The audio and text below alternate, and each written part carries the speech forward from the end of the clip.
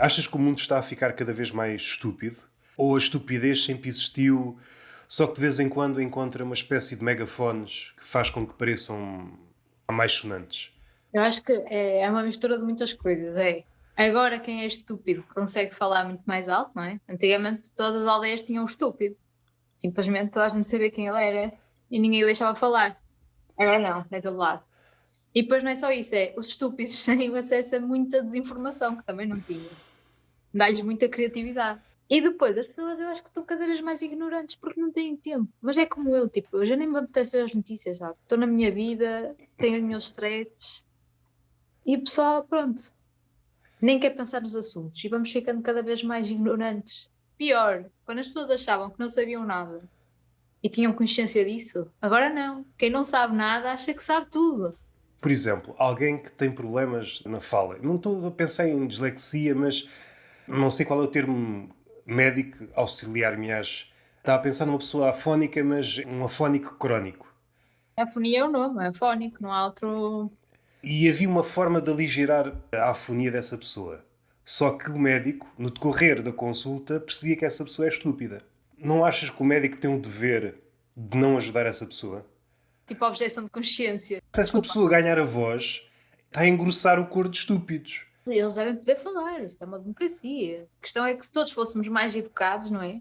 Isso vem muita educação. Eu acho que a educação é a principal cena em todas as sociedades. Quanto mais educares um povo, mais ele vai perceber que aquelas coisas não fazem sentido. Deixá-los falar, mas quanto mais tu perceber, tiveres a noção que eles são estúpidos, podem falar à vontade. Não te interferem, não é? Por muito que eu tenha aqui uma pessoa a dizer-me que a Terra é plana, não vai mudar a ideia. Mas a educação também não pode ser um tiro no pé, considerando aquela regra de etiqueta que é só deves falar quando o outro se calar. Por norma, um estúpido não se cala. Certo? Mas Então, eu estava a falar de educação do conhecimento, não de etiqueta. ok, ok. Mas por vezes cruzam-se. Se pensarmos no diálogo enquanto construção de uma ideia coletiva, para ser um diálogo mais ou menos saudável, deve haver. É claro que há períodos em que as vozes se cruzam, até mesmo pelo próprio entusiasmo. Mas se a estupidez nunca se calar e do outro lado houver alguém mais ou menos razoável, e se essa pessoa razoável estiver sempre à espera de falar, vai acabar por morrer e nunca vai conseguir dizer nada. Isso é verdade. Sim, sim, sim. E eu não gosto muito de me calar, mesmo quando ouço pessoas estúpidas que têm noção que não vou conseguir mudar a maneira delas pensarem. Gosto sempre de dar a minha opinião. Pode ser que um dia elas se lembrem realmente, já aquela pessoa me dizia que não era assim. Eu tenho muita, muita fé na reconversão dos estúpidos. Não sei se és crente, uma crente dita canónica, pá, mas isso é preciso ter muita fé para isso. Converter um estúpido é quase um milagre. Está quase a raiar um milagre. É verdade, mas assim, se uma virgem teve um filho, não é? Mas Não há limite. não sei o que é mais difícil. Se uma virgem ter um filho, se converter Ou converter um estúpido. um estúpido, mesmo aqueles estúpidos que se desembaraçam de uma determinada estupidez, apegam-se a outra rapidamente. Pá, mas eu acho que as pessoas estão sempre a melhorar. Acho Ok, que para trás não vamos. tens aí uma Pode-se veia de revelar, pessoas. sempre foste estúpido e rebelas. E as pessoas até lá não sabiam. É pá, mas para trás não andas. É assim, há muita gente que até andavam aí com uma campanha qualquer há uns tempos, como é que era? Machista em reconversão, ou Sim, sim. Aquilo que deu raia quando o Fernando Rocha. racista, não era? Era qualquer coisa e ele depois no post seguinte pôs uma mulher assim em trajes menores a dizer que era a empregada. Então, estavas Ah, em desconstrução e afinal. Ok, podemos particularizar no caso do Rocha, mas eu acho que ele é vítima aqui entre aspas, não que coitado do Rocha, mas no sentido em que é a forma de estar dominante destes últimos anos. Toda a gente diz as coisas por dizer, pois não é. pratica ações. E pode estar do quadrante dito dos bons, de cinzentos, Opá, ou não há de... quadrante dos bons. Eu acho que nós somos temos todos um bocadinho de merda em nós, não é? Posso ter as neiras? Pode, à vontade, à vontade. Pronto, temos todos assim um bocadinho de mal, não somos nenhum santos, ninguém é. Todos nós lutamos ainda contra as coisas com as quais crescemos, não é? Tem que ser um esforço consciente. Então, nessas questões de racismo e de. Eu própria, não é? Tipo, enquanto mulher, às vezes tenho que lutar contra o machismo com o qual nós todas nascemos. Contra pensar que está a mesa por arrumar, tenho que ir eu. Pá, não tenho que ir eu, percebes? Mas Yeah. são coisas que estão tão dentro da nossa cabeça que nós próprios temos que ir aos bocadinhos mudando isso. Eu sei que não tem nada a ver, estava aqui a pensar numa coisa que pensei há pouco, quando estava na rua, na questão da alimentação, na questão de sermos demasiado, ou pelo menos no mundo ocidental, nos países mais desenvolvidos, muito picuinhas em relação à comida. Esta questão só se prende quando estamos numa altura de abundância, porque quando há período de Claro. escassez, e isto partiu de onde? Não tem nada a ver, mas às vezes é estes raciocínios de merda que eu tenho. Estava a pensar, por exemplo, no peixe-balão. O peixe-balão come quase tudo, o que é aparecer à frente. Há uns vídeos, é uma mulher que tem um peixe-balão como um bicho doméstico. E tudo o que lhe puser à frente ele devora. A forma como ele devora as coisas é de tal forma espantosa que algumas pessoas depois também, como é que eu ia dizer, sentem-se no dever de dizer algo como coitado do bicho que ele devorou, como se a natureza, como se a Pois. natureza... Eu percebo, naquele contexto, pode tornar aquele cenário do peixe-balão, por exemplo, estraçalhar um caranguejo como se fosse manteiga, pode ser cruel, mas que eu saiba, há o peixe palhaço, mas não há o peixe moralista. Um peixe que anda lá no meio a dizer não, não faças isso, que isso parece mal. Exato, sim, sim, sim. Isto para dizer o quê? Normalmente, quando um animal está em situações de escassez, não podes escolher muito, como o que há. Podes cruzar o teu ponto de vista de humorista com o teu ponto de vista de médica. O ser humano, nos últimos anos, primeiro anda sempre embalado em dietas. Milhares de dietas, já perdi a conta às dietas. Sim, sim, Esta sim. dieta milagrosa, esta dieta não sei quê. Agora, as proteínas é como se fosse a pedra filosofal, só proteínas, só proteínas. Depois dá o outro lado, os padres das verduras, só verduras, só verduras. E agora não sei se já passou, mas houve aí uma altura que todos os anos havia tipo uma espécie de fruta milagrosa, que curava tudo. Sim, sim, sim. Não sei se já Isso passou. vem desde o aloe vera, não é? Há sempre assim uma fase de coisa. Agora deve ser o quê? O abacate? É capaz de ser.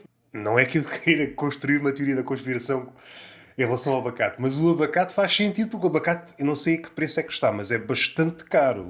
Pois é.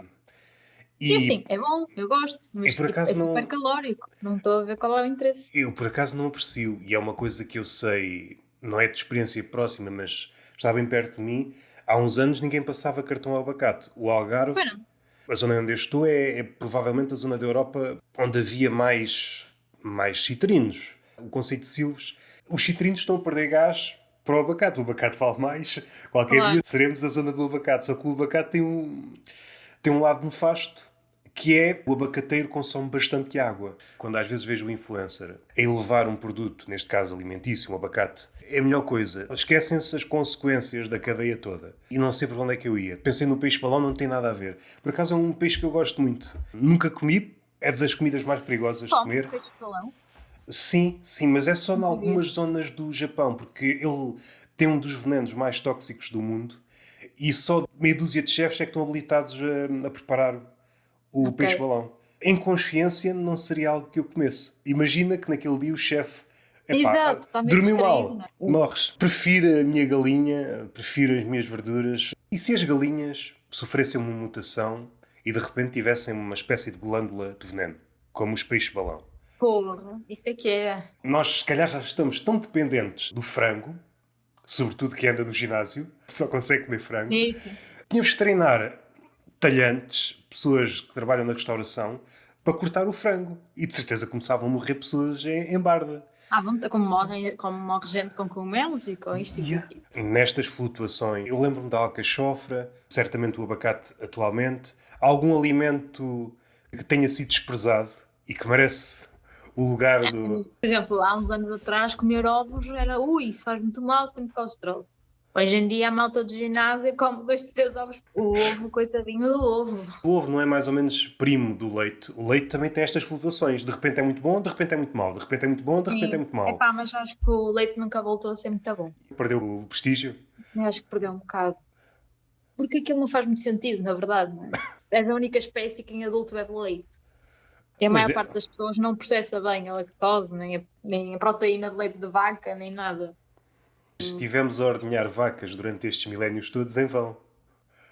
Não é bom porque tu, na verdade, aqui há uns tempos atrás precisavas de muita gordura e de vitaminas que o leite dava facilmente, não é? As pessoas não tinham à sua disposição o que têm agora. Eu ia dizer que as pessoas não passam fome, mas sabemos que há sempre gente que infelizmente ainda passa fome, mas pronto, de uma maneira geral, não é? Não é como os nossos avós. Os nossos avós queriam que a gente comesse muito porque o que eles se lembravam era da fome, não é? E dos miúdos que não cresciam e não sei o quê. Agora não, os putos são todos gordos. É preciso é moderar os consumos de gordura e não sei o quê. A luta é completamente diferente. Faz sentido, já foi dito por várias pessoas essa questão do choque de gerações. A geração anterior teve uma relação próxima com a miséria e então não quer passar pela via da comida esse tipo de cenários. Com aquilo que se avizinha, estamos perante uma derrocada do planeta, será que não vai acontecer o processo contrário? As gerações mais novas querem comer e a geração que está para trás, não comas, não comas. As coisas são sempre cíclicas, não é? Focando em ti. Como é que começou essa paixão pelo Sei humor? que queres perguntar pelas mulheres no humor. Epá, Porque você já podemos mulher passar muitas por vezes. aí. Essa questão pode ser abordada, mas de outra forma. Eu acho que já não estamos aí como se fosse uma espécie de coisa estranha. Já conseguiram o seu lugar. Aquelas que têm valor, acho que conseguiram de alguma forma. Depois entra aqui outro lado, que é o sistema. Isto é uma palavra que não quer dizer nada, mas consegue absorver toda a gente, quer mulheres, quer homens, com valor. Eu acho que estamos quase a entrar nesta fase. Será que dá para fazer vida disto? Só isto? Independentemente, sejas mulher, sejas homem, independentemente da tua orientação, da tua cor, será que dá para fazer vida disso? Pois eu acredito que seja muito difícil. Eu nunca tentei assim, tipo, com muita vontade, viver só do humor. Mas acredito que não seja nada fácil, porque tu, em termos de cultura em Portugal, como é que tu fazes dinheiro sendo humorista? A televisão há pouco acesso a ela, não é? Espetáculos, opá, nem toda a gente tem dinheiro para ir ver espetáculos, não consegues encher uma sala ou outra, mas são muito poucos que conseguem fazer isso. Depois podes é viver da internet, parece-me a mim, não é? É o meio mais fácil de tu chegares às pessoas, mas depois transformar isso numa forma estável de vida, eu acho que não deve ser para pouca gente. Não deve ser muito fácil. Recentemente os humoristas descobriram a fórmula, não sei até quando é que esta fórmula vai se aguentar. A forma de teres uma presença nas redes sociais e transpor isso para o palco. Eu não sei até quando é que esta fórmula é viável. Porque isto parte sempre do pressuposto que tu consegues construir uma audiência nas redes sociais. Como há cada vez mais gente nas redes sociais, vai ser cada vez mais difícil subsistir nas redes sociais para depois dar o salto. E além de que, como a concorrência é maior, tu vais ter de investir cada vez mais numa coisa que não te vai dar dinheiro para depois, no futuro, poderes eventualmente ganhar dinheiro no stand-up. E isto pode ser aqui uma jogada muito complicada. Vais arriscar, sei lá, milhares de euros a fazer uma série, por exemplo. Se isto der resultado, depois vou ter público no stand-up. Começa a ser uma jogada arriscada. Não acho nada fácil. Já alguma vez ponderaste neste cenário, se o stand-up começasse a dar frutos e esses frutos fossem dinheiro, não só fossem massagens, Não não fosse vi, só abacate. se não fossem só abacates, ponderarias deixar a tua carreira como médica? Pois, não sei. Acho. Já pensei nisso várias vezes, mas nunca se pôs em cima da mesa e ainda bem, porque eu acho que ia ser muito difícil. Porque eu gosto muito de fazer stand-up, adoro, mas da vez que eu estive mais perto lá desse lado mais profissional, não é? Que foi depois do Levanta-te e Ri, e assim, eu comecei a perceber que eu gosto muito disto como hobby, como um escape para o meu dia de trabalho. Tornar isto trabalho já não me parece assim tão bem. Tens que ir a sítios que não queres ir, tens que fazer textos que não queres fazer. E depois eu não tenho muito jeito para redes sociais e para fãs e para essas coisas, por isso não sei, eu gosto muito de como estou, que é, tipo, tenho o meu trabalho, tenho a minha rotina e depois faço quando me apetecer. Porque as pessoas também, acho que têm um bocado aquela ilusão que a vida de humorista, pá, a vida de humorista nem sequer é assim, quer dizer, eu gosto de me deitar cedo e acordar cedo, vê lá, para ser humorista, gosto de ter a minha rotina, o meu trabalho das 9 às 5, pá, isso não tem nada a ver com ser humorista.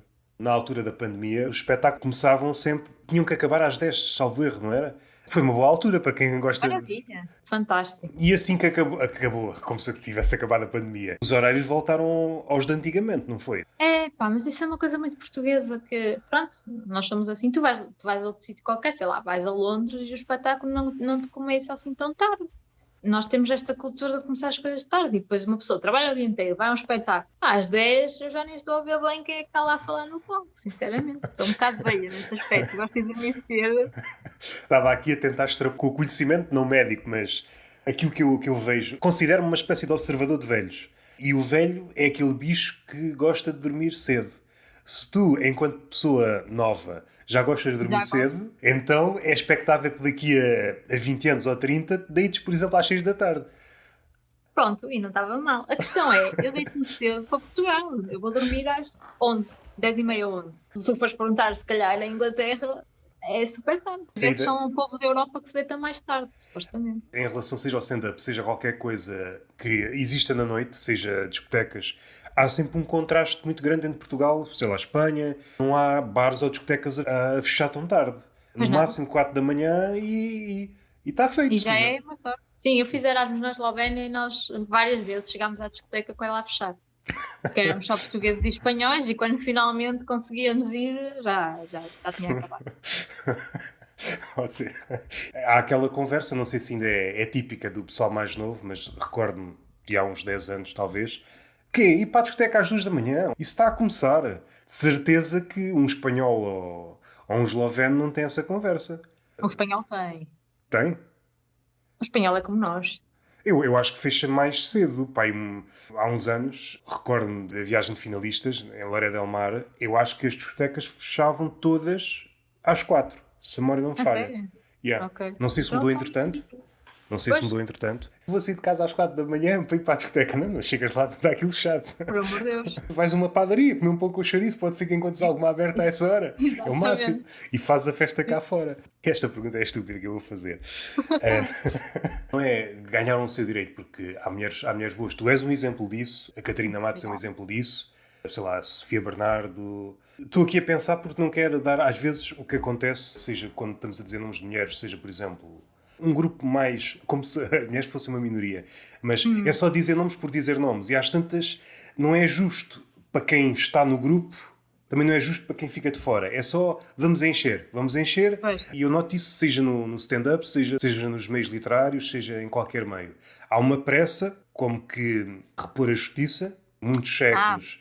Certo. E então vamos pôr mulheres, independentemente do Pois, valor. isso E isso pode, a curto, médio e longo prazo... pode virar o feitiço contra o feiticeiro. Yeah. Eu acho que às vezes aconteceu isso. Eu percebo que é muito importante a representatividade, não é? E é importante tu chamares mulheres ou ainda faltam muitas outras pessoas no stand-up. Se eu vejo poucos homossexuais ou bissexuais ou vejo poucas pessoas com deficiência, pronto. Agora as mulheres estão a começar a aparecer, mas na verdade aqui não é muito homem hetero branco que faz stand-up, não é? Mas depois cais no outro extremo que é como tens que encher o lugar com as mulheres porque fica bem, se calhar leva as mulheres que ainda não estão tão bem preparadas para noites em que já têm homens que já estão noutra fase. E então fica-se com a percepção de que realmente as mulheres não são assim tão boas. E não, simplesmente foi-se pegar numa pessoa que ainda não está naquele nível, num sítio onde estão homens que já são melhores, que já são mais experientes. E então fica-se com a percepção errada e eu acho que às vezes não é pior. Tentarem estar a meter ali à força só porque tem que ter uma mulher. Pode ser lixado ao vivo, porque o público não está para carícias. Se fores má ou fores mau na atuação na internet, então é como se fosse um infantário, não há censura. Sim. E isso, para quem se está a iniciar nessas leads, pode ser lixado, não é? Leva ali uma chuva de comentários negativos e pensa, uai, vou sair daqui, não é para mim. Temos de aprender a lidar. Tem este lado, mas também tem um lado de ser volátil. Tanto depressa gosta de ti, como detesta. Sim. É cada vez mais visível para quem quer que seja. Para o campeonato dos pequeninos, seja para o campeonato dos grandes, como o Ricardo Aruz Pereira ou Joana Marques. Basta sair para algo que não é tão bem visto, de repente, como aconteceu agora nos últimos dias com o Ricardo Aruz Pereira, houve pessoas... Ele nunca foi humorista. Algo deste género. Yeah. Nunca lhe achei piada. Assim, mas que raio. Até o Herman passou por isso. O humorista, nesse aspecto, não se aguenta tão bem como, por exemplo, um músico. Porque não podes repetir as músicas, não é? Não podes repetir as piadas. Tu não podes viver do sucesso de uma piada, porque tens de estar sempre a reinventar. E às vezes corre mal, quer dizer, corre mal. Às vezes ganhas novos públicos, não é? Não quer dizer que corra mal necessariamente. Tenho visto que é uma espécie de sentimento quase análogo a daqueles adeptos ferrenhos é uma postura daquele que vê o humor ou daquele que comenta o humor. No caso do Ricardo Aruz Pereira, acontece alguma coisa, a última crónica dele, vão buscar coisas lá de trás. Eu já sabia que ele era xenófobo ou racista ou não sei o quê, naquele sketch não sei do quê, vão buscar coisas muito antigas. E de repente fazem uma ligação. E começa a ser perigoso quando, por exemplo, humoristas começam a agir de má fé em relação a outros humoristas. Eu já tinha visto, há uns anos, sei lá, há 8 ou 9 anos, disse que, espero estar a parafrasear bem, em relação a qualquer tema sobre os escoteiros, o Ricardo Aruz Pereira terá dito algo como: eu prefiro que as minhas filhas sejam lésbicas a escoteiros. E agora foram buscar isto lá atrás. Opa, E quando é um humorista, tu percebes que há qualquer coisa aqui que não está a bater bem. Quando tu começas a agir de má fé sistematicamente, há aqui qualquer coisa que não está bem. Este sentimento que o Twitter talvez tenha iniciado de ir buscar coisas mesmo lá atrás. Por exemplo, agora rebentavas e iam buscar uma coisa tua mesmo lá atrás. Uma coisa com a qual já não te identificas. sim. Não faz sentido, entretanto. As Eventualmente. pessoas evoluem, não é? Yeah. Há discursos que nós tínhamos há uns tempos que já não temos. Mesmo que não tenhas evoluído, a tua perícia a escrever piadas mudou. Tu não sabias Claro. bem como escrever uma piada na altura. Saiu-te assim porque não sabias fazer melhor. Se abordasse o mesmo tema até pelo mesmo ângulo, tu farias melhor. É que me parece que estão a pedir às pessoas para serem perfeitas logo no início. Não pode haver falhas. É um sentimento quase análogo ao da Inquisição. Tu deves ser puro, segundo os nossos critérios, caso contrário, és queimado, literalmente É ou um bocado. metaforicamente. Isso não me agrada. Sobretudo quando vem de um grupo que estarias à espera que conseguisse ver as coisas de outra forma, como os humoristas. Quando o humorista não consegue ver o humor, ou pelo menos a tentativa de humor no outro humorista, faz-me sempre muita confusão. Também se metem outras coisas, não é? Provavelmente dor de cotovelo e tal, não é? Claro.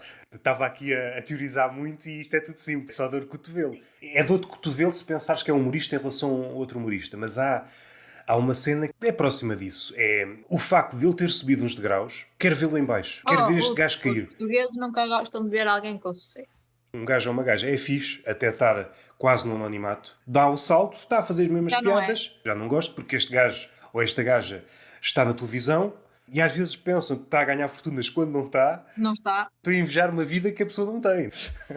Quando eu perguntei se já havias ponderado deixar a carreira de médica, o que te apoquenta é que, ao tornar a coisa mais séria no humor, depois o humor deixa de ser um escape e começa a aparecer ali aquelas coisas menos agradáveis. Ou seja, no fundo terias que arranjar um escape para o humor. E isso acontece em muitos artistas. Quando estavas a dizer isso, quando um artista transforma um hobby em algo mais sério, aquilo deixa de ser um escape e as preocupações que antes não havia começam a existir. Antes, uma relação apaixonada e de repente é uma relação duradoura. E aquelas coisas que numa paixão fugaz não existem, porque é só intensidade, num amor onde o lume é mais brando, começam a aparecer os defeitos. Imaginando que enverdavas pela via do humor, que escape é que devias a fazer para combater esse lado?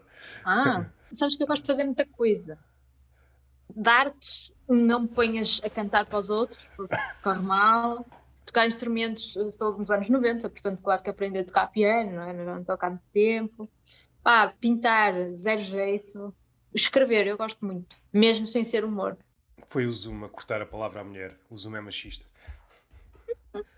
Eu gosto muito de ler, muito de escrever. Por isso acho que provavelmente ia ser esse o meu escape. Escrever romances ou coisas assim. É uma bênção e é uma maldição, porque a partir do momento que o humorista é visto como humorista, é muito difícil ele saltar para um registro mais sério. O sério é também entre aspas. É claro que há humoristas depois, por exemplo, no cinema têm papéis mais sérios, mas acho que nesse caso que tu disseste, acho que ainda é mais complicado. Um humorista que depois dá o salto para ser um romancista. Um romance destituído de humor. Não sei como é que seria acolhido.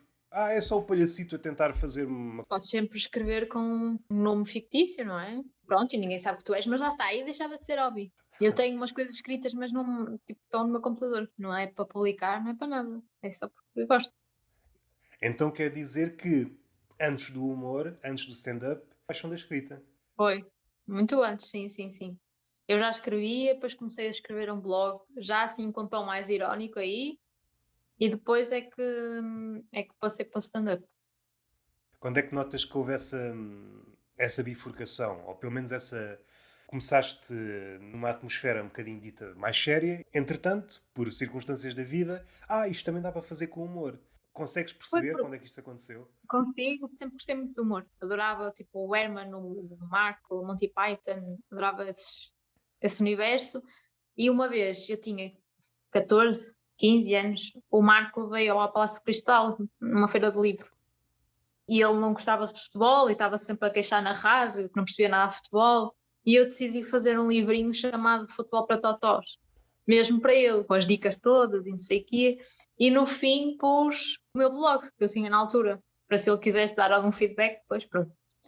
E o que é que ele fez? Na rádio, disse o meu blog e disse que eu fiz, e ele leu o livro. E eu tive um número de visualizações do blog assim brutal. Aquilo não durou mais que uma semana, mas o facto de ter tido tanta gente tipo, a ir lá e a comentar e assim, fez-me começar a escrever mais com a vertente do humor, porque percebi que, olha, se calhar as pessoas até gostam que eu escreva assim estas coisas. O teu padrinho do humor é o Marco, pode-se dizer isso? Sim, mas eu tive muitos padrinhos, sabes? Pronto, depois fui aos Cómicos de Garagem, que era um programa também da Antena 3 para fazer humor, que era com o Unas. E foi aí que eu fiz stand-up pela primeira vez. E pronto, depois comecei a fazer stand-up e também tive gente que me ajudou imenso, né? O Joca, o Xará, houve gente aqui no Norte que me levou a todo lado a fazer stand-up. Se não fossem eles, se calhar eu não tinha mantido a regularidade, porque eu não tinha paciência para ir pedir este ou aquele para ir, colava-me um bocado a eles. E foi assim que consegui manter a fazer stand-up estes anos todos. Ordenar a linhagem de padrinhos.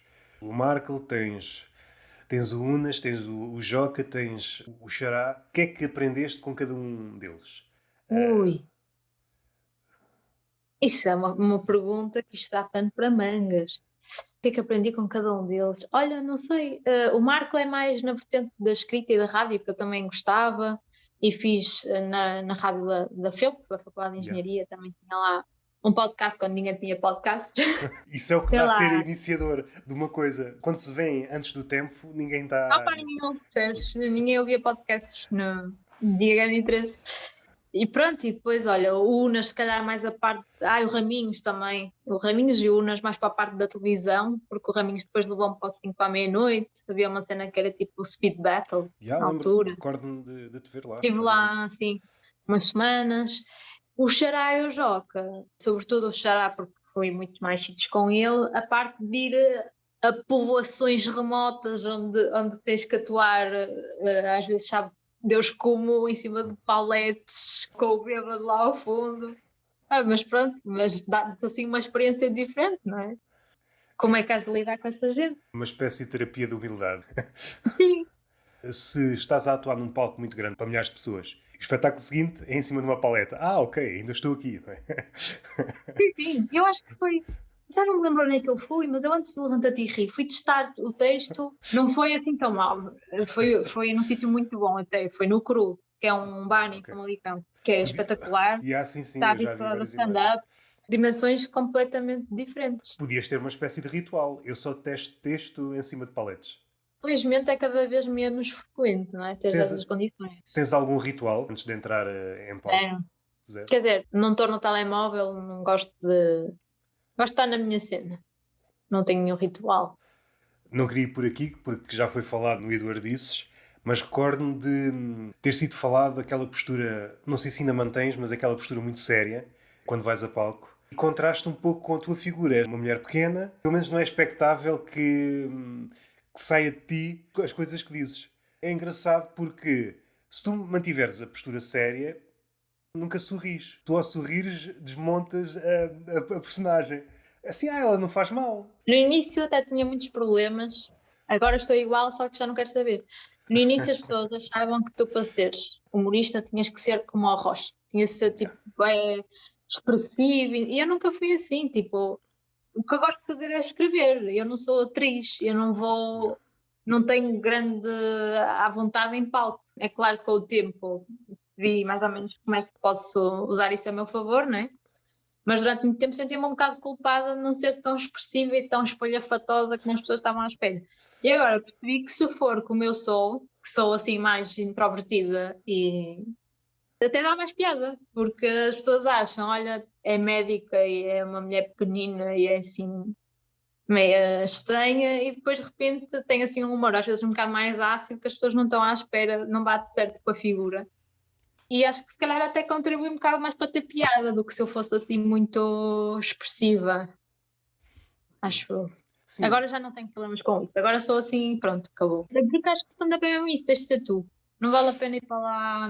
É claro que tens uma certa capa, uma certa personagem, não é? Há coisas que eu digo no stand-up que não penso verdadeiramente, mas não vale a pena estar a fugir muito àquilo que eu sou.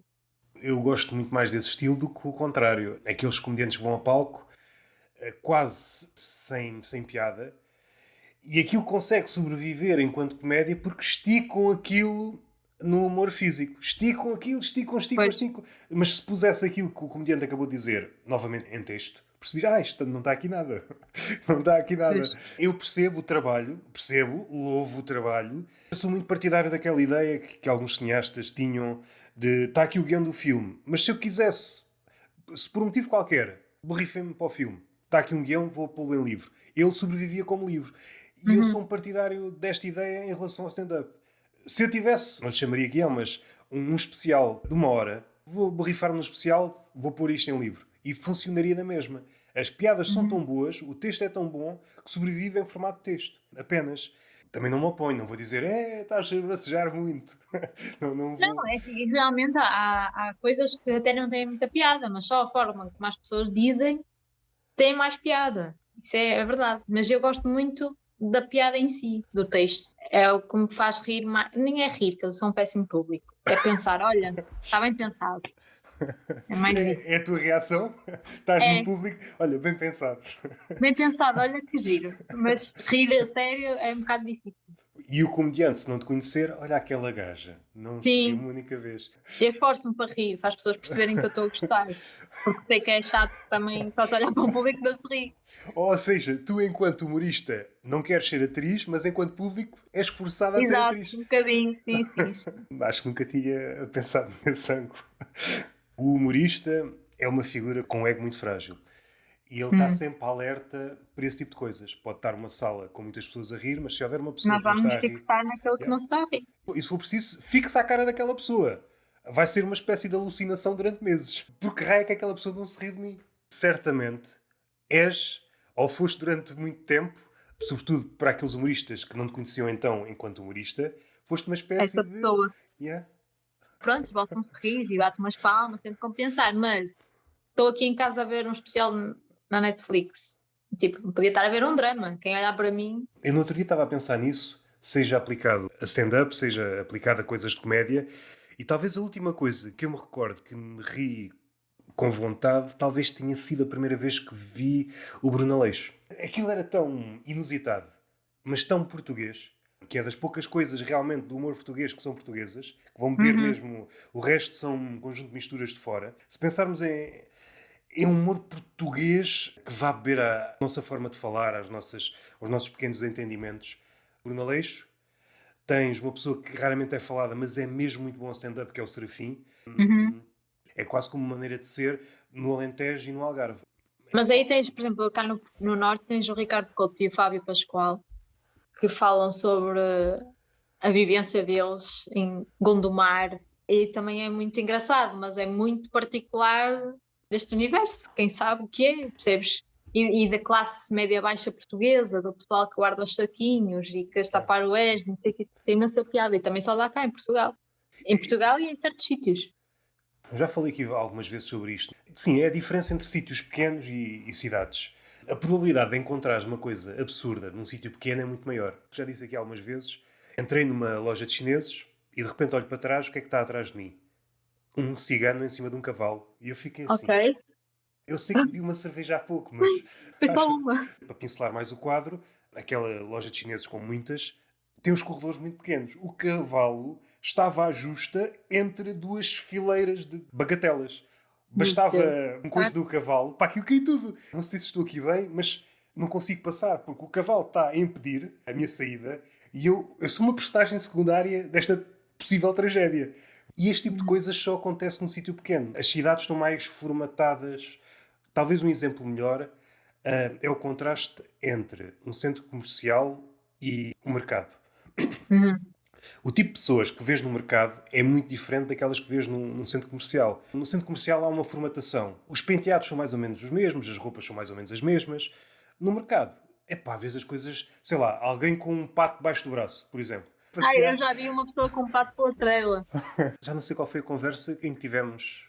Talvez tenha sido a última. Também foi com um médico, o Zé Pedro Rodrigues. Uhum. Houve ali uma altura no surrealismo, em França. Os surrealistas tinham uma pancada de ter animais domésticos. Estranhos. Um passeava um crocodilo nas ruas de Paris. Outro Ok. passeava uma lagosta. Dá-te de pensar. Provavelmente foi feita por medida. Eu estou a imaginar o Bom, pedido. Tu chegas ao pé de alguém que faz coleiras e trelas. As suas coleiras e as suas trelas não servem para mim. Eu queria... Está a ver este bicho aqui? Eu só uma preciso... lagosta. Tenho visto porquinhos. Não muitos, mas tenho visto porquinhos por aí. Sim, agora está na moda. Mas aqui, eu agora estou em Gaia e já vi também junto à praia a passearem uma ovelha, a Carolina, contra ela. É estranho por um lado. Estava tosqueado ou Sim, não? mas é assim. Não, pá, na verdade eles são tipo cães, né? Sim, sim. Facilmente cria uma ligação próxima com o ser humano. Uhum. A cabra é sempre fixe porque há umas que têm uma mania para dar cabeçadas. Gosto de imaginar este cenário: alguém que vai passear várias cabras para a praia, cabras que deem pelas rótulas das pessoas. Soltas Sim, as cabras e de repente elas estão amarradas com as rótulas das pessoas e começas a ver pessoas a cair. tipo bowling. A ovelha, ok. Ninguém passeia um Sim, crocodilo sim, na. sim. Talvez nisso os Estados Unidos estejam mais à frente. Eles é que têm o hábito de ter grandes felinos em apartamentos, por exemplo. Não, não compreendo. Normalmente acontece aquele fenómeno que acontece também com os cães, mas com os cães não é perdoável em altura nenhuma, mas com os cães, adoptam os cães em pequeninos, é tão pequenino, depois cresce, Exato. afinal é um cavalo, Olha, epá. cresceu. E agora? Eu não vivo no Sim, sim. estábulo. Devias ter pensado nisso. Agora, quando acolhes em tua casa um leão, A certa altura não vai dar, não é? é assim, eu pensava que ele ia ficar Tem que pequenino. inventar tipo os leões mini leões, como os mini pigos. Certamente é uma Uma cena ideia. genética. Certamente que há gente nos Estados Unidos a tentar fazer isso. Certamente. Claro que sim, Não claro. duvido. Uma espécie de viveiro de tentativas de fazer anões desses animais. Anões. Seja tigres, seja leões, seja qualquer tipo. E neste caso agora já não são felinos grandes, são felinos pequenos. E pode Exato. dar-se o caso de É um gato. do gato doméstico ser da mesma altura de um tigre, por exemplo. E às tantas o pônei começa a sentir-se: epá, vocês estão a gozar comigo. Eu pensava que era o único. Era a única não, pá. Era o único Caramba. anão e de repente há todos os animais que possas imaginar em versão anão. Uma Em girafa versão anã. mini. Portugalos pequeninos. O que é que aconteceu? Estes animais são todos pequeninos. Eu queria ter uma quinta, mas também não tinha posses para ter uma quinta grande, então. Tenho os animais pequeninos. Animais pequenitos. Sim, é capaz de ser um bocado exótico ter uma avestruz no quintal. Aqui perto da minha casa, sei lá, uns 100 metros, há alguém que tem duas avestruzes no quintal. É pronto, eu quando estive na Eslovénia, de repente tinha um senhor com um avestruz na rua e nós fomos perguntar e ele, é o meu animal de estimação e eu alugo-a e vou com ela a casamentos e a eventos. Tipo, tirei uma selfie com a avestruz, mas ela, a avestruz tranquilíssima, como se fosse um cão. Mas a avestruz, ao contrário, por exemplo, de uma lagosta e de uma ovelha, eu tenho algum receio, porque é um animal que não me Pois, inspira sim, grande sim, se elas se confiança. passam da cabeça. Sim, sim. Eu já Epá, vi. mas eu também não era capaz. Eu só tenho cães, mas gatos. Gatos é uma cena que me frita um bocado a pipoca. Porque eu acho que eles estão sempre a tentar assassinar enquanto tu dormes. Nunca há uma relação de confiança. Não, não. Enquanto que um cão, tipo, eles são meio parvos, não é? Pronto, tu achas que. Ok. Mas não será eles a fingirem? Pá, havia um filme assim de comédia assim meio fraquinho que tocava nessa premissa. Afinal, os cães, não sei se era o ser mais inteligente ou se era a seguir aos golfinhos. E o homem só estava para em quinto ou sexto lugar, uma coisa assim desse género. Uhum. Depois aconteceu uma catástrofe qualquer e de repente os cães foram obrigados a revelar a sua verdadeira inteligência. Não me parece uma forma estúpida de estar, porque aliaram-se ao ser humano, Não têm tem que uma, fazer nada. têm uma vidinha boa, epá, Alguns, comem. coitado. Não sei se és desorganizado a este ponto, mas deixas o telemóvel num sítio e quando vais ver, o telemóvel está no outro lado. Certamente é o cão a telefonar a outro cão a dizer: olha aqui a minha vida. É, pá, isso era muito bom. Eu tenho três e acho que é o meu máximo. Eu tenho um quintal muito grande, caso contrário, também não, Uhum. no máximo só teria um. Gatos já tive uma vez. Tive uma vez quando eu morava assim num descampado, um gato apareceu-me lá e eu adotei o gato, mas senti que tínhamos uma relação. Ele aparecia, depois Pois, é desaparecia, isso. depois voltava a aparecer. Tens comida? Tens. Não tens? Eu vou à minha vida também. Eu acho que esta questão já foi aqui falada. Se, por exemplo, o ser humano desaparecesse e Uhum. ficavam os animais domésticos, e agora? Eu acho que o gato safava-se bem. tranquilamente. Os cães depende das raças. Depende das raças. Depende, os meus rafeiros, os meus pais também têm três. São dois rafeiros e uma é Spitz, raça Spitz. Pá, essa morria 2 segundos. Em 2 segundos ela morria. São nós necessitíssimos. Ela já se tentou tirar a cães de GNR. Sabes, pastores alemães e Spitz é aquela raça pequenina. Isso é um cão suicida, um cão kamikaze. Pelo. Ah pá, não, é maluca. Não tem noções. Não, não sabe, percebes? Chorou aqui em casa, não tem noção da vida. É um cão pequeno. É? Mas os cães pequenos têm essa mania de não medirem o Yeah. adversário. Não tem noção. Mesmo às vezes mete-se com o outro rafeiro que eu encontrei na rua e trouxe. Tipo, ele se quiser, dá-lhe uma chapada e mata. Mas não sei qual é a ideia. Acho que essa é a regra. Quanto mais pequeno for o cão, mais irrita disso. Há aqui uma vizinha minha que tem 3 chihuahuas e os cães parece Os que estão chihuahuas sempre, são péssimos. parece que estão sempre a ter um acesso de ansiedade ou algo do género. Sim, sim. Calma. Epá, eu antes de escolher medicina estava indecisa e tal, e fui fazer um estágio no hospital veterinário.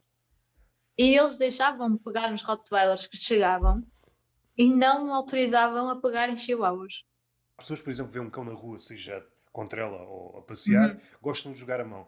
Se o cão vier ter comigo, não Exato. tenho. Agora, gosto de respeitar o espaço, porque eu não sei que cão é aquele e parecendo que não, a mão faz-me falta. Não sou daquelas pessoas que faz festinhas a todos e não conhecem o cão morde-lhe a mão. Ah, não estava à espera. Um dos meus cães não é assim muito simpático. E as pessoas têm muito essa mania. Tipo, a gente está com ele na rua, de trela, e vão lá, nem bom dia, nem boa tarde, zumba com a mão no cão. E eu rezo sempre, por amor de Deus, que não seja desta vez que a pessoa fique sem mão. Porque um dia pode acontecer, que ele é meio chanfrado. Mas a gente não pode andar com a latreira a dizer cuidado com o cão, não é? Está aqui a imaginar, é de certeza que já aconteceu esta situação. Um cão como esses, e alguém vai fazer uma festinha, mas só que em vez de ter uma mão dita normal, é uma prótese. Ai, será muito bom. O cão ficar com a prótese na boca. E aí de repente soltar-se e o cão no meio das ruas com uma prótese. Oh, meu Deus. E a prótese era caríssima, sabe? Caríssimo, exato. O teu pensamento é, pá, a ver se o cão não me lixa a prótese, senão eu meto-me aqui em trabalhos. Nessa situação, o que é que aconteceria? O dono tinha que pagar o estrago do cão. Imagino que sim, mas lá está, quem é que veio ter com o cão? Tu Percebe? podias dizer, eu não conheço o cão. Eu estava a passeá-lo porque eu Porque olha, normalmente... apareceu-me aqui. É uma espécie de tara. Eu venho à rua com uma trela vazia. Se aparecer um cão, Eu meto. eu meto. Olha, Desculpa, foi assim que eu arranjei esse cão. Eu fui tomar café e ele veio atrás de mim.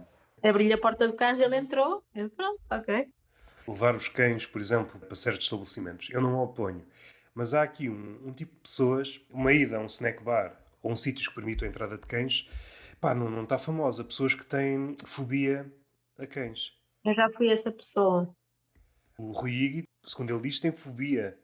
Eu atravessava a rua para não estar com os cães. E os meus pais contam que tipo, subia para a mesa do café se entrasse um cão.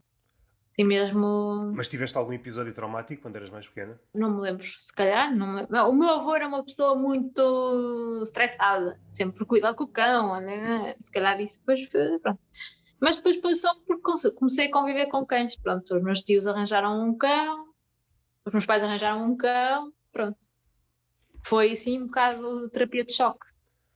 O único exemplo assim mais parecido, pelo menos do meu conhecimento, são pessoas que têm fobia a aranhas. Eu acho que aranhas ainda é mais complicado, porque o cão, mesmo que seja um chihuahua, a não ser que sofras de miopia, consegues vê-lo a aproximar-se. Exato. Às vezes a aranha, quando sabes, está em cima de ti. Tens fobia a aranhas? Não adoro aranhas, mas Passas- não tenho fobia. Ou passas Sim. bem sem elas? Sim, mas se me aparecer aqui uma também não entra em pânico. É uma vida complicada, essa de... Eu estou a imaginar, se recuarmos até a Idade da Pedra, certamente os homens, maiúsculo, homem e mulher, saíram Sim. das grutas e começaram a construir casas por isso mesmo. Para não Foram- ver aranha. Sim, porque, de repente, olham para os tetos da gruta, está tudo cheio de aranhas. E alguma mulher, vou tornar isto mais machista, porque normalmente Exato. os exemplos Vamos que limpar isto. eu não consigo viver aqui, estou farto desta porcaria, só aranhas, só aranhas. Mudámos-nos do mato para dentro de uma gruta para nos livrarmos das aranhas e continua a haver aranhas. Hoje vivemos em casas, o problema continua, porque há aranhas em casa. Não sei se elas se dão bem no gelo, em países muito frios, por acaso não sei. Duvido. Estava a imaginar um esquimó dentro de um iglu. Com uma aranha. Não, alguém que, por exemplo, sei lá, um português, um casal de portugueses que tinha fobia de aranhas. Não aguento. Começaram a pensar em todas as hipóteses, só uma hipótese. virarmos esquimós, vamos viver para a Groenlândia, construímos um iglu, uma casa feita de gelo, não entra aranha nenhuma. De repente estão todos lá descansados da vida, olham para o teto, vêem uma aranha a descer Uma e aranha. não Elas consigo. estão em todo lado. Não vale a pena. Ainda bem, dizem que elas matam o serviço, não é? As baratas conseguem adaptar-se a quase todos os sítios. A mesma coisa com os ratos. Também nunca investiguei sobre isso. E também não quero estar aqui a melindrar certas pessoas com medos de aranhas que nunca tinham Exato, pensado já nisso. estão a desligar, a pensar, não, Yeah, não estou a gostar da conversa. E será que há pessoas que vão a este ponto agendar férias? Há sites para tudo. Aqui é um país ou uma zona com poucas aranhas. A última aranha foi avistada em 1842. É um bom sítio. A cidade tem. Não tem nada. Não tem museus, Nada. não tem nada. Mas não Mas tem também aranhas. não tem aranha. Yeah, é aí que eu quero ir. É aí que eu quero ir. E chegas à cidade e percebes que aquilo é uma espécie de ficção. O que sucede é que há uma espécie de polícia que está sempre a matar aranhas. Uma aranha a descer e de repente aparece tipo um ninja, mata logo a aranha e tu, o que é que foi? Nada. Estava aqui apenas a limpar aqui esta janela. Assim pensando rápido, provavelmente das pessoas com fobias mais gritantes, aqui o gritante tem duplo sentido, nunca vi exemplos de pessoas que expressassem mais pânico do que essas. Talvez as alturas, os espaços fechados Epá, também. mas as alturas de alguma forma podes evitar. Não podes subir ao 20º andar, ires ao parapeito. Caralho, não estava à espera disto. Não podes Sim, pensar é mais assim. controlável. A não ser. Mas aí também é a terra a fazer das suas. Tu vives no resto do chão, de repente há um terremoto e abre-se um buraco aos teus pés. Fogo! Estava no resto do chão e agora tenho Já um para não buraco ter de mais 50 alturas, metros. pois. Andam a brincar comigo. Já não sei em que podcast é que eu vi isto. Alguém que tinha medo das alturas, mas foi viver para o último andar de um prédio, a renda mais barata. Nunca tinha ido à varanda. Uma pessoa que tem uma varanda, mas nunca vai à varanda por ter medo das alturas. Porra. Aquele sentimento de quase de puxar para baixo. Eu Uhum. percebo. Não é paralisante, mas já qualquer coisa... Sim. Não sei se isso existe em todas as pessoas, se há pessoas completamente imunes a alturas. A mim não me faz diferença. Se eu estiver protegida, percebes? Estou numa varanda, tranquilo. Agora, estou a subir um castelo medieval que não tem uma barra do outro lado. Aí já não está tranquilo. Se houver Se uma tiver barra, uma barreira, uma cena qualquer, por mim, podemos estar super alto porque eu não tenho medo. uma cena que é perigosa e é poucas vezes vista como tal, é as praias mudam de ano para ano. Uma zona que é Uhum. dita segura num ano, no outro ano pode ser insegura. Pois. Caiu uma parte, de repente há um buraco onde não havia. Essa coisa da segurança leva tempo. Até aparecerem essas barras, se for preciso já estão 4 a 5 pessoas lá dentro, porque aquele buraco é recente. Uma vez que num desses buracos. Conheço esta praia de olhos fechados. Fui aparado por uma aloe vera. Oh, não há de ter sido muito confortável. Por acaso não sei, tinha que comparar. Cair em cima de uma aloe vera Exato. e estar Sem nada. comparado por nada. É claro que aqui é um exemplo extremo, mas esta cena da confiança às vezes pode atraiçoar-te, seja em que contexto for.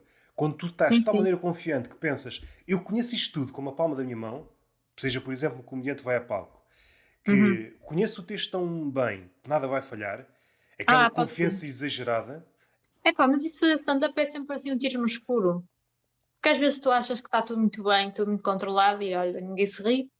Outras vezes achas "Ei, que merda, vou testar texto, é horrível, o ambiente está péssimo e corre muito bem." É sempre muito aleatório, eu acho.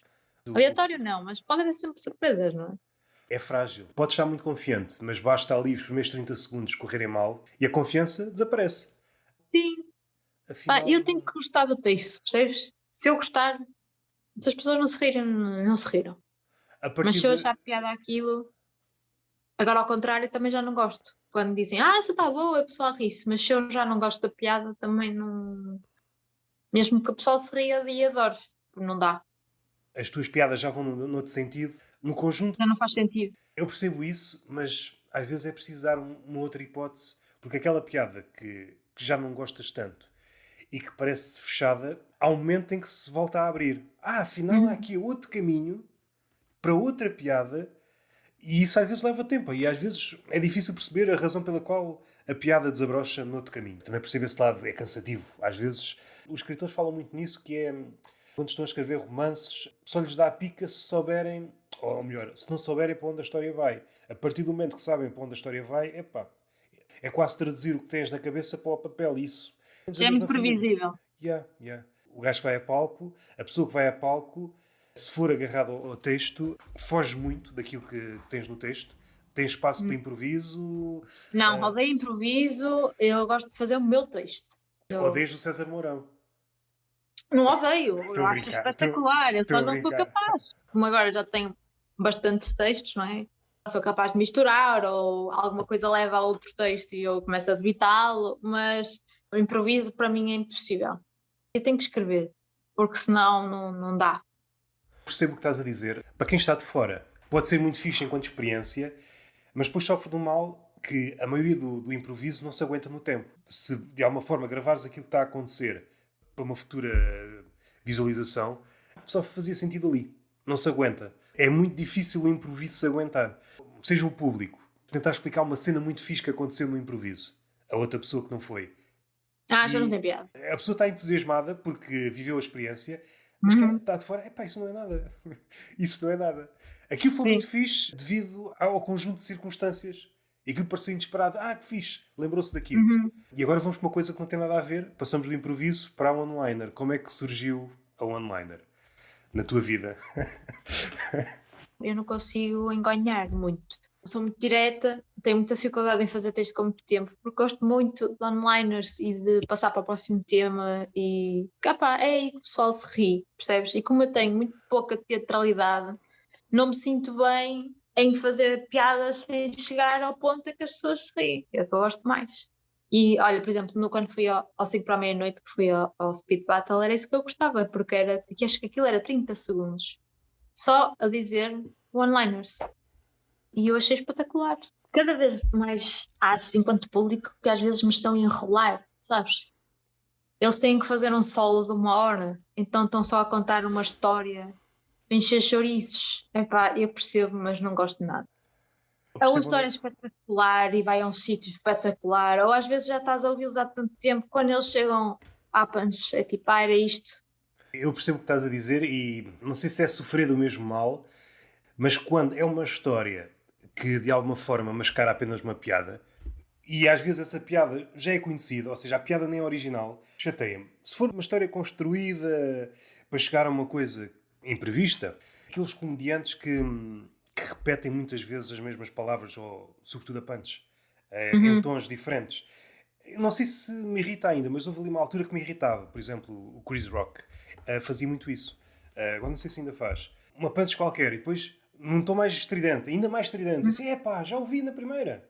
Isso é como agora, tipo, chegas ao final do set e pronto, e levas com um throwback ao início e já toda a gente sabe que o humorista vai fazer aquilo e já toda a gente está, Mas toda a gente sabe, os humoristas sabem, ou o público se calhar, dito à eu sei, paisana, percebes? Por isso já não ter piada. grande parte daquilo que vês, seja o campeonato dos pequeninos ou o campeonato dos maiores, muito daquilo tu já sabes para onde é que vai.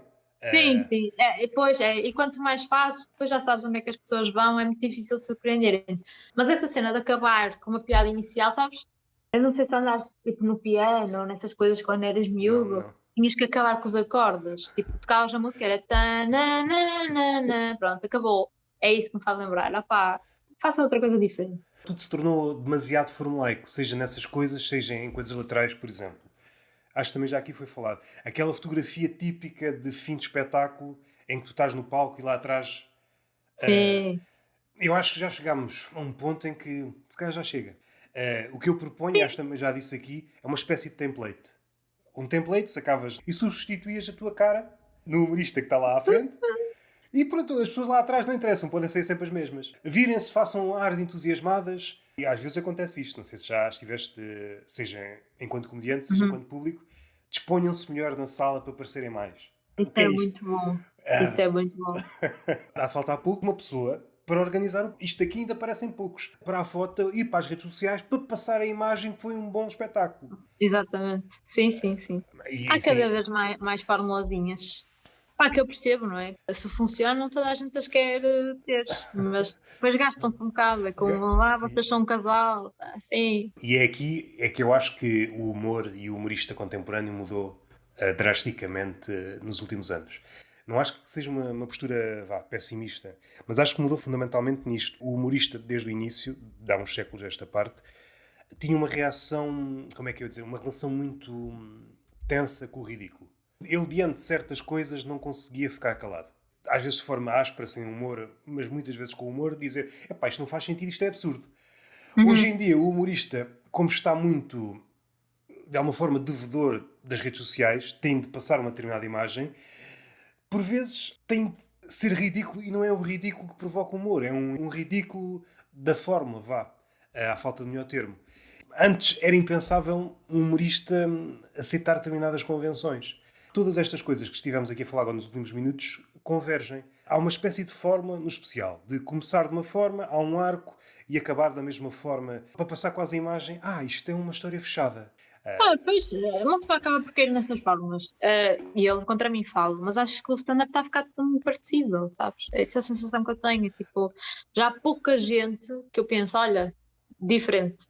E eu também me incluo nesse grupo, porque depois tu, pronto, é aquilo que funciona, é Mas aquilo que não, tu ouves. enquanto médica, traçar um diagnóstico só com um sintoma é um bocado arriscado. Claro. Mas pá, acho que se explica muito pelo facto de estarmos todos mais ou menos a consumir as mesmas coisas. E a consumir da mesma forma. Consumimos todos pela rama as mesmas Uhum. coisas. Não é que nós sejamos o produto só daquilo que consumimos. Também somos produto das nossas relações, as interações mais ou menos iguais, porque vão beber aquilo que vemos. Sou partidário também dessa ideia, que está tudo a ficar mais ou menos igual. Não sei se consciente ou inconscientemente, se tem que ver com esta forma tem sucesso, vamos replicá-la até à exaustão. A internet acelerou aqui este processo de, mesmo que surja alguém realmente diferente, começam a surgir logo o pessoal a repetir a forma. Não dá tempo à pessoa respirar aquele que realmente foi original. E aqueles que copiam, de alguma forma, desgastam o original. Não quero dar sempre este exemplo, porque é o exemplo que eu dou e às tantas nem sei se já é o melhor exemplo. A última pessoa a nível stand-up que eu posso utilizar esse apodo de original foi talvez o James Acaster. Não sei se viste. Lançou, não sei se 3, 4 especiais de Netflix juntos. Tem ligações entre os especiais. Tenho que ver. E ele usou ali coisas que eu nunca tinha visto alguém usar no stand-up. Mais material de literatura, artifícios de literatura. Ele conseguiu reformular o callback. Tornou-o mais complexo. Aquilo que normalmente se diz, um humor com mais camadas. Não, ele fez-o mesmo com mais camadas. Mas tem piada ou é uma Tem, TED tem, Talk? tem piada, tem piada, tem Ah, piada. tá bem. Pelo Tenho menos que para ver. mim. Porque Para agora ti também pode há não muito ter. isso. É tipo, parece que às vezes não sei, estou a ver uma TED Talk, estou a ver um solo de Yeah, humor. yeah, yeah, Às yeah. vezes fico ali um bocado perdida. Há uns anos não era expectável que ele fosse assim. É quase expectável que ele seja boa pessoa. E não basta ser boa pessoa, ele tem que dizer que é boa pessoa. Sim, sim, um Ah, pouco. E tem que ter estilo, tem que ser um bocado rockstar. é um rockstar um bocado polido. Se tu pensares no rockstar de há Sim. uns anos, o rockstar era Ah, não, alguém. não, não, estou a dizer Era, para alguém com estilo, vá. Não é sexo, drogas e rock and roll, não, não. hoje seria o quê? Se tivéssemos de substituir esse slogan, seria o quê? Hum, erva em vez de drogas no geral. Estou a Sim. brincar. Sexo é, já entre aspas, porque eu erro sempre a dizer o nome dele, aquele que esteve envolvido num caso do Me Too, o Anzi Ansari, é assim que se diz, Sim, será? sim, sim, sim. Ele escreveu um Teve livro, cá e tudo, não é? um dos capítulos era acerca disso, é que faz-se cada vez menos sexo. Ele apresentou lá dados, não sei de onde é que ele tirou os dados, já não deu lá alguns exemplos, acho que foi o Japão. Acho que no Japão, então, deixou-se de procriar. Mas deixou de procriar ou deixou de se fazer sexo? É que são Ah, coisas diferentes. mas eu acho que o sexo é quase uma coisa mal vista. E isto parecia uma coisa quase do mundo da ficção, mas a internet parece que está a adotar. É como se houvesse dois mundos, as redes sociais e o mundo dito real. E estão os dois em contacto. E eu acho que o fenómeno começou a aparecer aqui. Quando humoristas fazem piadas sobre sexo, o comentário é a desmerecer o humorista. Faz piadas sobre sexo, é um merdas. Exato. Como se isso fosse revelador de alguma coisa. Como se o George Carlin nunca tivesse feito piadas sobre punhetas ou sobre peitos. Eu acho que essa noção do humorista moralista, eu acho que vai beber muito esta necessidade de ser superior. Acho que é um Aqui perigo. antigamente era ao contrário, não era? Yeah, Era o humorista era inferior. yeah. Era isso que tinha piada. No caso do Ricardo Aruz Pereira, ele está sempre a dar tiros nos pés para parecer menos do que é. E hoje não, hoje vivemos numa era completamente avessa a isso. Queremos elogios, queremos ainda mais elogios, mas isto depois no humor fica bué da estranho. Fica. Um gabarolas no humor fica bué da estranho. Mesmo no crowdworking, parece que às vezes agora és tu contra o público. Parece que estás à procura de gozar com o público. O público é mais beto do que tu, ou é mais conservador, é mais, sei lá. mais preconceituoso e pegas nisso para gozar com o próprio público. Eu não gosto de crowdworking porque eu, enquanto público, não gosto. Então também não faço. E às vezes parece que estás tipo, não estão todos na mesma equipa, não estás ali para te rires com eles, estás ali para te rires deles. E arranjas vítimas para o resto do pessoal se rir também. Também não gosto muito disso. E acho que é uma coisa que está a aparecer cada vez mais. O que é o crowdwork? O crowdwork e tipo, no sentido de arranjar alguém com quem todo o público se ria contigo. Arranjar uma espécie de pinhata Um bocado, sim. para ir lá bater para sair doces. Sim. Já vi isso várias vezes e também não gosto muito, quer dizer, aquela pessoa está ali para te ver. Realmente, se o crowdwork for dirigido a uma pessoa que não quer ser interpelada, gera-se ali uma situação muito complicada. Eu acho que o stand-up já devia estar preparado para isso. Dividir a sala. Se tu te sentasses deste lado, à esquerda, Ah, podias ser interpelado pelo crowdwork. Daquele lado, epá, não me chateei. Não me chateei. exato. Já vi alguém que está a ser interpelado, o humorista que está a fazer crowdwork, epá, e é bué da chato, porque a pessoa não pode dizer... Para. Vai ficar sempre bué da chato. O humorista, por muito calejado que seja, não vai perceber à primeira. Quem vai perceber normalmente é a pessoa que está ao lado, namorado ou namorado ou amigo. Ou o pessoal que ainda não é casal e tá, vocês são um casal. Ah pá, tipo, estás a estragar a noite daqueles dois. Não façam isso. O desgraçado levou a rapariga para irem ver um espetáculo de stand-up e a primeira coisa que lhes perguntam é: vocês são um casal? Eu não sei se isto ainda é destes tempos, mas o engate que demorou vários meses. O engate Exato. demorou vários meses, troca de mensagens, cartas, uma coisa antiga, a pombo-correio, lançar pombo-correio para um lado e para o outro. E finalmente, envolvidos estes meses, marcam o primeiro encontro. Primeiro encontro, stand-up. E depois há um gajo ou uma gaja no palco. Então, vocês são um casal? E ela, foda-se. Ainda estamos a ver se isto dá. Há maneiras e maneiras de fazer.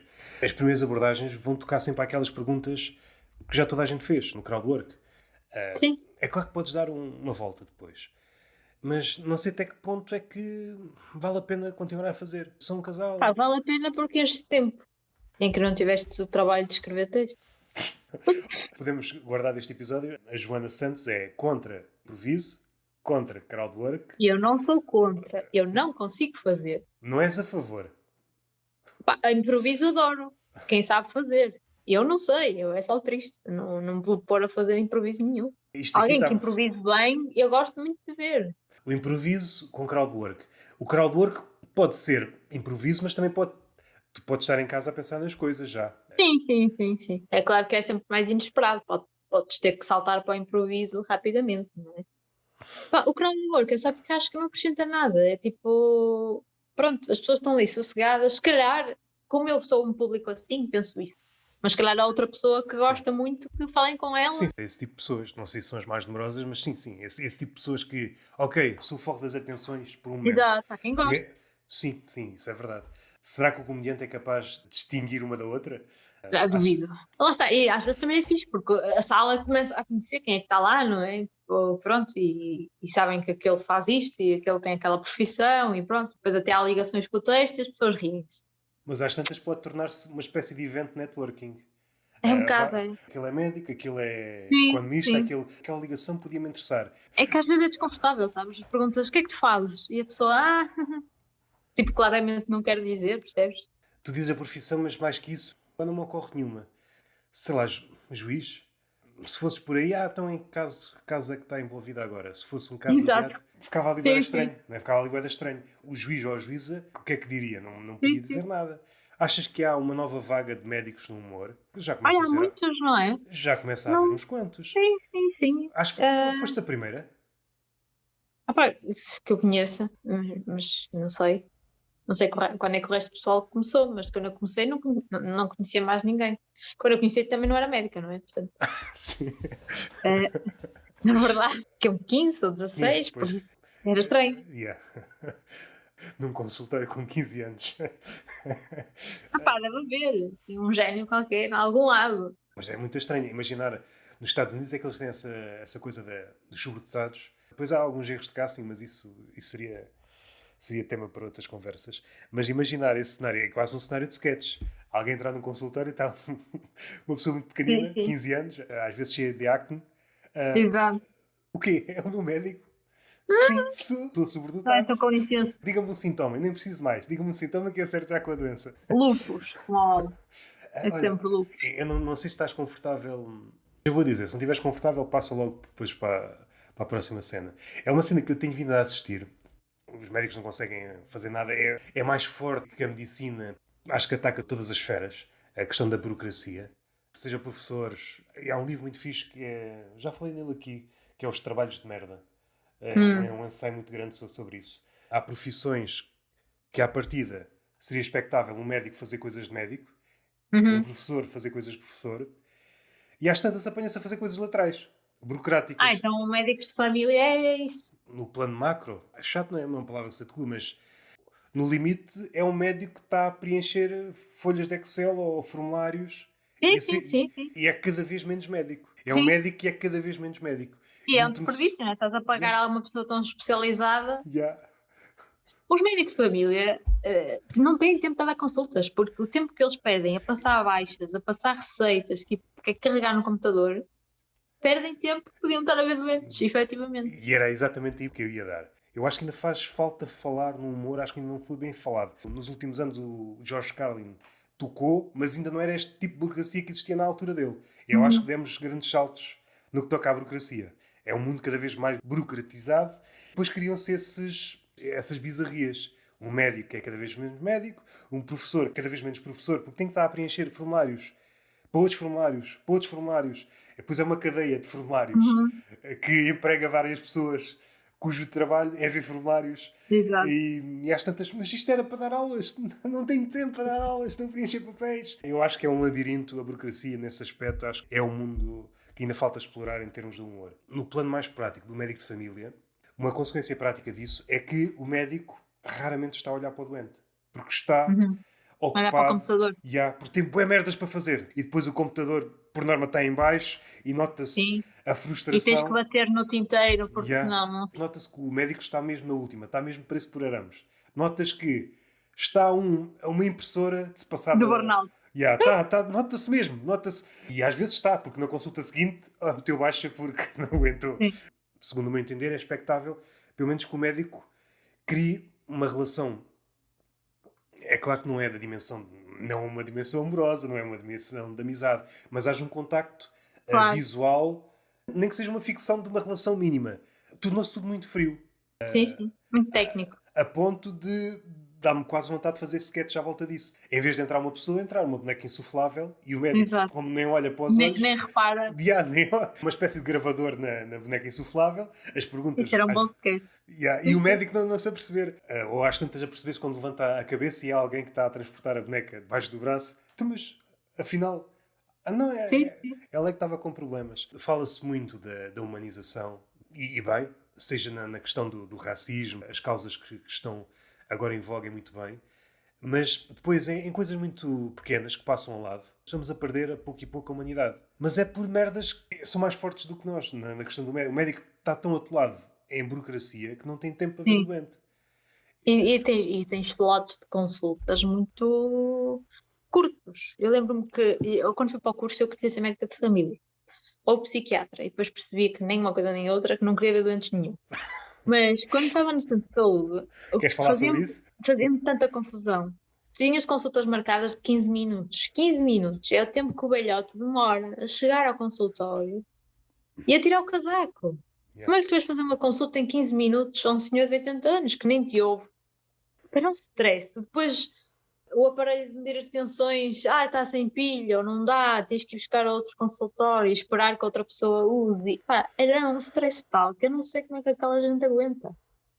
As pessoas não têm noção das condições que são dadas, são muito mais mesmo. Não é só questão de tipo de salarial sequer, é mesmo condições. Não haver um ar-condicionado, às vezes não haver papel higiênico, esses pequenos pormenores. Tu chegas ao fim de uma semana e estás completamente maluco.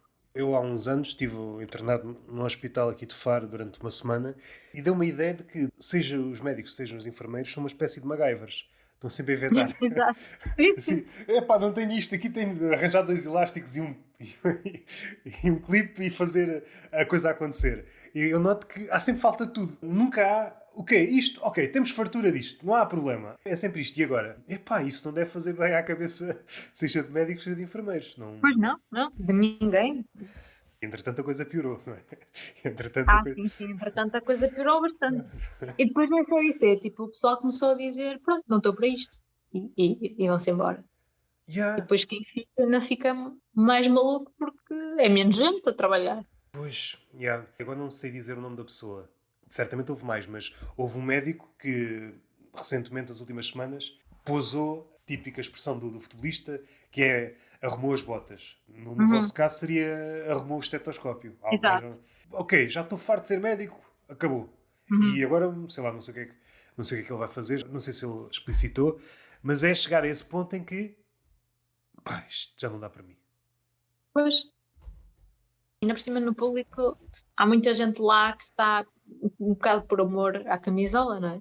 Só que chega a determinada altura que já não. Pá, já, mesmo o amor à camisola já não dá. Percebo que as outras pessoas nas outras profissões também sejam mal pagas e também tenham más condições, não é? Mas nós tendo alternativa, pá, né? Acabamos Olha, por escolher outras coisas. sim, sim. É normal. Não sei se é uma regra, se é uma exceção. O que normalmente acontece é saem de Portugal para outros países em que há Sim. melhores salários. Ah pá, vais para o privado. Não é? Yeah, Nem precisas de sair da tua terra. yeah. Agora, é claro que somos bombardeados com isso e é um Uhum. tema. A primeira vez que pensei nisso em relação aos professores foi a situação nos Estados Unidos, porque a maioria dos professores, a situação deles é tão precária que têm de ter um segundo emprego. E aí é que eu. Ah, Oh, isto faz sentido. A situação dos Estados Unidos, a estupidez generalizada, faz sentido. Começa da base. claro. Um país que não valoriza o professor, Uhum. os resultados estão à vista. Isto aqui é um bom critério. Um país que não valoriza quer o professor, quer o médico, epá, não pode esperar grande futuro. Pois, ah, pá, como não valorizas polícias, Yeah. por exemplo, bombeiros, gente que é tão mal paga e que é tão importante, não vês grande valorização. Pois a fúria começa a nascer quando, em qualquer uma destas profissões, percebes que afinal há dinheiro, só que está Sim, só que não sai concentrado, para ti. yeah, está Percebes? concentrado uma ação de solidariedade. Alguém que chama humoristas e artistas, fazer um espetáculo com vista, sei lá o quê. E Uhum. entretanto percebes que a pessoa está a nadar em dinheiro. A pessoa que organizou aquilo. Aquilo é uma Uhum. espécie de vejam bem como eu sou a pessoa e eu vou Exato. lucrar com isto. Ou um exemplo ainda mais claro. Quando uma marca se apega a uma causa, olha, até para ligar com medicina, uma máquina para o hospital, conseguiram angariar 50 mil euros. Mas depois, a ação da publicidade, o carrossel de propaganda, custou 1 milhão de euros. Pois. Porquê é que não pegaram nesse 1 milhão de euros e E deram. deram... Yeah. Sempre me fez confusão. Quando estive no meio da publicidade, sempre me fez confusão este lado de... Naquela altura era mais localizado na publicidade e hoje está mais presente, por exemplo, nos influencers. Uhum. É esta coisa do dar, mas não é bem dar. Tens sempre alguma coisa por trás. E isso Exato. faz-me sempre Não, confusão. não é dar sem receber. Deixa para Yeah. alguma coisa. É dar com o lucro em vista. Aquele argumento. Ah, mas ao menos estamos a dar. Exato. Epá, Ah, sim, mas. para acabar, queres recomendar alguma coisa? Pessoas não, que disseste pessoas não passas cartão. Não passas cartão às pessoas. Há pouco disseste que Ah, pessoas em contexto de consultório, é isso. eu percebi que não sabia lidar com pessoas em contexto de consultório. Os médicos de família é toda a gente que se queixa, mas que muitas vezes não faz nada para melhorar, sabes? Pronto, quero comprimido para o colesterol, mas não quero deixar de comer fritos. Quero... Pronto, essas pequenas coisas irritavam muito, muito. Ele dizer que, eu estou gorda, mas não como nada, pá, pronto. Essas coisas eu não conseguia lidar com isso. Ia ser uma má médica, ia ser, pronto, passiva-agressiva e eu não queria ir. E depois, psiquiatra, percebi que eu gostava e gosto de ler sobre psicologia e tudo, mas quando passas um determinado patamar, eu fico desesperada, eu não sei lidar com uma pessoa que diz que é o rei de Portugal, percebes? De repente estava lá na consulta, lá com o psiquiatra a mostrar-nos como é que se fazia e estava ele muito calmo a olhar para o doente e a dizer, pois, e acha que a sua família também concorda que é o rei de Portugal? E eu pensei, tipo, não podemos estar com esta calma, alguém tem que fazer alguma coisa a este homem. E se ele dissesse bati da minha mãe, sou Dom Afonso Henriques, e tu, Sim, percebes? Eu não consigo lidar já com esse grau, com esse patamar de doença mental, não consigo manter a calma. Uma coisa é alguém que tem uma depressão, que tem uma perturbação de ansiedade, acho isso super giro. Esquizofrenias, coisas assim, eu não consigo lidar. Portanto, olha, dei o número máximo de faltas das aulas que eu podia e decidi que eu queria ser psiquiatra nenhuma. Pronto. Então, como é que estás a assistir? É claro que isto não é clinicamente, não foi clinicamente diagnosticado, mas uma sociedade cada vez mais a tender para a loucura. Epá, mete muita impressão. Sempre meteu, eu lembro-me que pai no Porque isso que secundário. estás a dizer, eu sou o rei de Portugal, isso acontece muito no Twitter.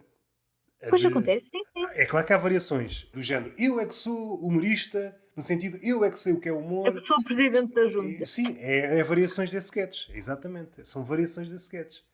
Sim. Eu lembro que estava no secundário e que tínhamos uma daquelas aulas, acho que era de formação cívica, que o outro chalupa também não quer que os filhos vão. E então a professora perguntou-nos o que é que nós tínhamos mais medo e o pessoal começou a dizer, guerra, um cancro. E eu disse que o que tinha mais medo para a nossa sociedade era a ignorância. Opá, e é verdade. A ignorância é assustadora. Yeah. Numa sociedade completamente estúpida, pá, tudo é possível. Eu não sei se vou viver a minha vida sempre em democracia, por exemplo. Antes da pandemia houve um livro que, segundo vários critérios, vários parâmetros, a democracia estava a abrandar. Estava um gráficozinho, isso é um gráfico, é Uhum. científico, a democracia estava aí para baixo. Vários critérios sobre os quais assenta a democracia e com a pandemia viu-se alguma coisa e depois já não voltou ao normal. É como os preços do óleo vegetal. Depois já não volta ao Exato. normal. Há também um livrinho muito fino acerca disso da estupidez de um historiador. Eu não sei se é a história da estupidez. Não, a história da estupidez é outro livro. É As 5 Leis da Estupidez. Ele chega a essa conclusão. O estúpido é a pessoa mais perigosa de todas. Porque, por exemplo, em relação ao criminoso, o criminoso, ao fazer mal, ele vai até certo ponto. O estúpido está um bocado alheio a esses critérios. Faz as coisas É por como logo. dizia o Einstein, não é? Yeah. Como é que ele dizia? Que Só há duas coisas fala das infinitas. coisas infinitas. O O... universo e a estupidez humana. Sim, E não tenho a certeza do universo. yeah, É exatamente isso. verdade. As duas coisas estão ligadas. Einstein não viveu tanto para perceber que o universo cresce para albergar a estupidez. Exato. Sim, sim, sim. Energia negra, da matéria negra, para explicar, não é bem um Big Bang, é a grande inflação, que também casa com aquilo que vamos viver entretanto. Acho que é mais para albergar a grande estupidez. Sempre existiu, mas acho que é a figura deste século. Não sei se será dos próximos, se é Uhum. que vai existir próximos a nós seres humanos.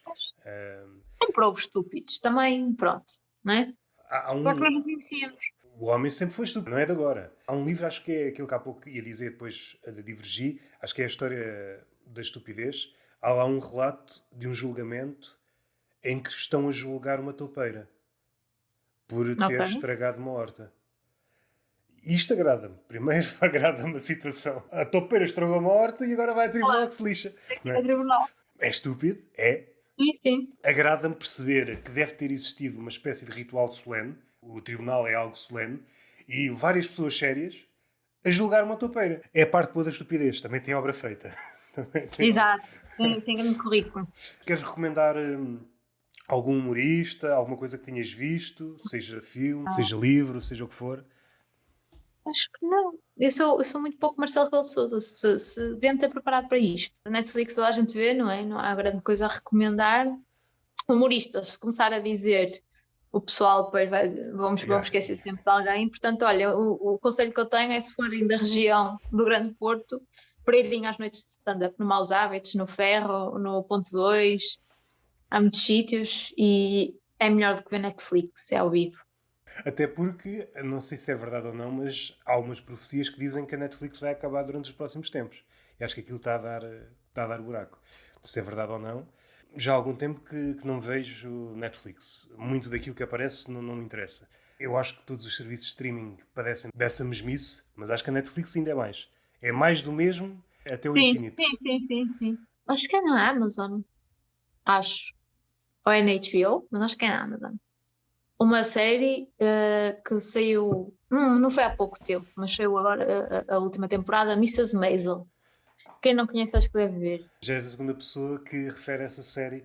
É de uma Foi uma mulher que mulher tenta. também? Não, por Sim. acaso foi um homem. Foi um homem. É Foi. espetacular. Sim, é uma mulher a fazer stand-up em Nova York. mas pá, aí nos anos 50. Muito fixe. Tenho para ver. Conta a história dela, não é? Enquanto mulher, tentar ser humorista. Ela não escrevia piadas para o marido? Sim, Yeah. começou assim. E depois divorciaram-se, ela começou a fazer ela o espetáculo. Mas imagina coisas do Arco da Velha, sem estar a ser Tenho de grande ver. spoiler, mas Tenho de ver. fazer piadas com o período e ser presa por causa disso. Coisas assim. Espero que tenhas gostado minimamente da conversa. Gostei muito. E Muito obrigada pelo convite. Queres promover alguma coisa? Podem sempre visitar o meu Instagram e depois eu ponho lá sempre os espetáculos. Portanto, Joana Santos Insta, e eu vou lá pondo as datas. Não tenho assim nenhuma próxima para apelar às pessoas. Eu depois ponho os links na descrição do episódio. Ok. E mais uma vez, obrigado. Obrigada, eu.